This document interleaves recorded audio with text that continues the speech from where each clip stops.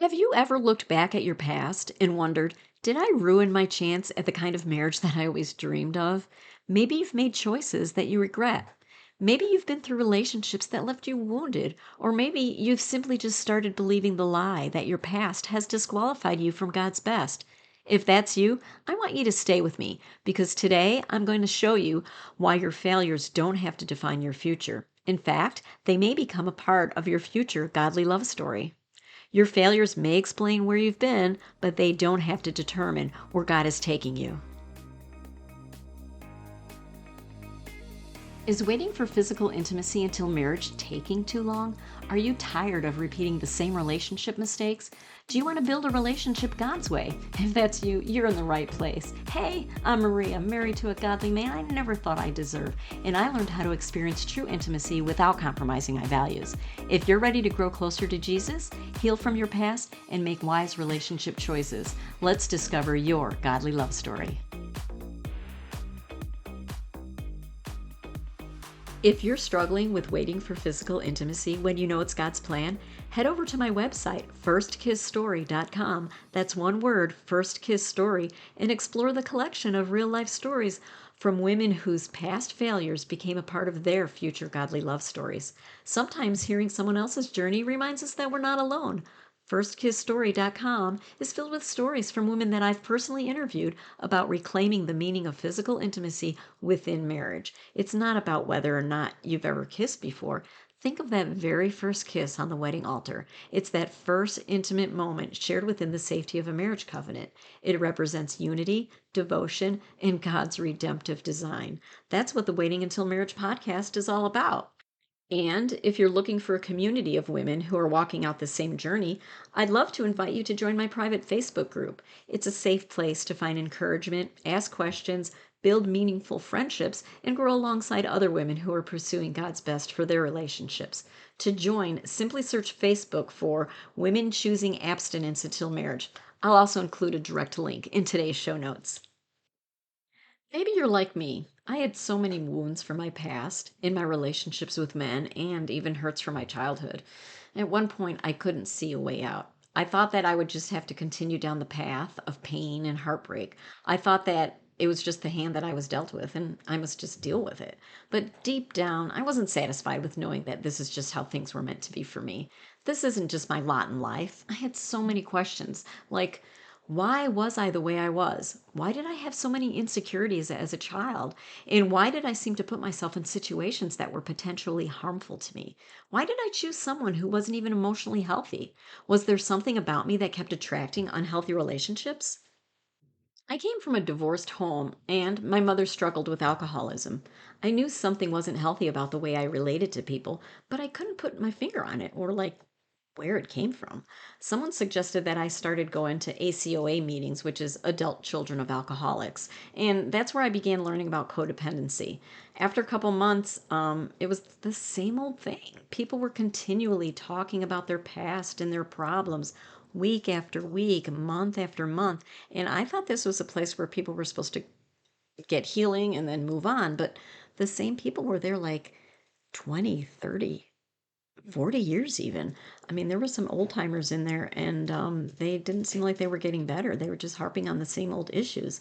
And I was ready to move on. And I noticed the same thing in a divorce recovery group that I participated in. People were just talking about the hurts and their previous marriages and how much that they've been betrayed and hurt, and they were stuck in their past and they weren't moving forward. And I wanted something different than that. I reached a point where I realized that something had to change. I was tired of living the same patterns and getting the same results. I knew that if I kept looking backward, I'd never move forward. So I made a decision. I was going to stop living in the past and start looking for a better way. And that became one of the most important decisions I ever made. Once I admitted that my way wasn't working, my heart became open to a better way to do things. Looking back, I can see that this was God preparing my heart for everything He had planned for me. So, how exactly do our past failures become a part of a godly love story? It begins with three decisions. The first one is stop letting failures or past pains define you. That is not your identity. It's just merely something that you did or something that happened to you. That's it. It's a lie to think I messed up, therefore I must be damaged goods. No, God sees you as his daughter. He doesn't see your failures. You lay down your failures and your past at his feet, and he replaces that with his grace. You need to ask yourself, who am I now? Let me give you an example from one of the women that I've interviewed in my First Kiss Story website. This woman, she had multiple marriages and then divorces. She had children with different fathers. She had suicidal thoughts. And, she even experienced the trauma of rape in her life. She later told me that she didn't want to live with a victim mentality. She made the conscious decision that she would not dwell on the bad times. The second decision we have to make is stop rehearsing your past. If you don't feed something, it'll starve. The example I gave earlier about the people in the support groups, they were just feeding and feeding and feeding and feeding on all the negativity. But you know what? If you stop going back there, those things are not going to haunt you anymore. But they kept on going over the pains that they experienced in their past. They were feeding it. They were feeding it. They were feeding it. It was just becoming a big monster in their life. You need to ask yourself the question, what do I do with my past? And here's another example. Another woman, her first husband was doing drugs. He was very verbally abusive. It ended in divorce. And then there was a death in her family. She was very close to her brother. Her brother died. She was very hurt. She started drinking. She was hurt because the loss of her marriage and the loss of her brother. And she got to the point where she got on her knees and she's like, God, I don't want to be this way anymore. That became her turning point. She rededicated her life and she forgave her first husband. And she said she felt such a relief that came over her. And it's the same with another woman. She was in a lot of unhealthy relationships due to the abuses that she went through growing up, that involved drugs, alcohol, infidelity, and divorce in her family life when she was a child. She became pregnant shortly after just meeting someone, and she was planning for an abortion, but she decided to keep the baby because of a praying aunt. But it wasn't until she forgave her first husband that she was able to move on. It's all about the decisions that these women made. For both of these women, when they let go of what hurt them in the past, they were able to move on and shape their future love stories and stop the cycle that could have perpetuated in their children's lives. They're both now married to godly men who love their children as their own. And as one of the women says, she just says, "Hey, let go and let's see what God can do." And the third decision is that you need to give your life, your whole life, your past and your future over to God and watch Him rewrite your story. For me, I hadn't had such a bad experience, I might never have sought the Lord so fervently. I'm not by any means glorifying failure. No, no, no, no, no. But I am glorifying God's ability to use that failure and turn it around for good. It was through that surrendering the heartache to Him that things changed for me, too. While I was pursuing God and laying my life down at His feet, it was out of the blue that the man He intended for me all along came into my life. And that's my current husband. God has a way to course correct. Romans 8:28 in the Amplified says, "And we know with great confidence that God, who is deeply concerned about us, causes all things to work together as a plan for good for those who love God and for those who are called according to his plan and purpose."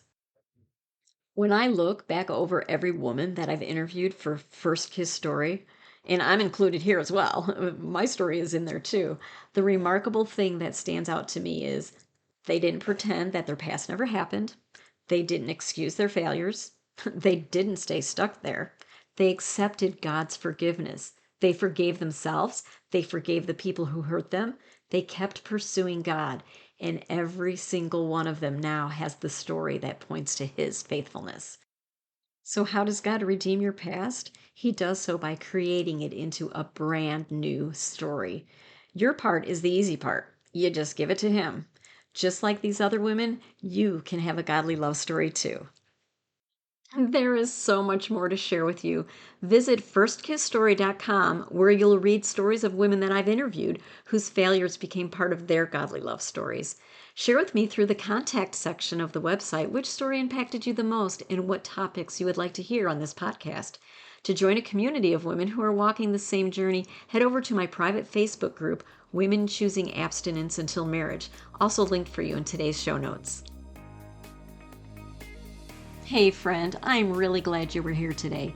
If this episode spoke to you, would you take 30 seconds to share it with someone who's trying to do relationships God's way too? If you have a moment, leave a quick review on Apple Podcasts or wherever you listen. If you haven't already, follow the Waiting Until Marriage podcast so you don't miss what's coming next. It means so much to me knowing that this is helping you walk in healing and faith. All right, I'll meet you back here next week for another episode. Let this be one step closer to the love story God has written for you.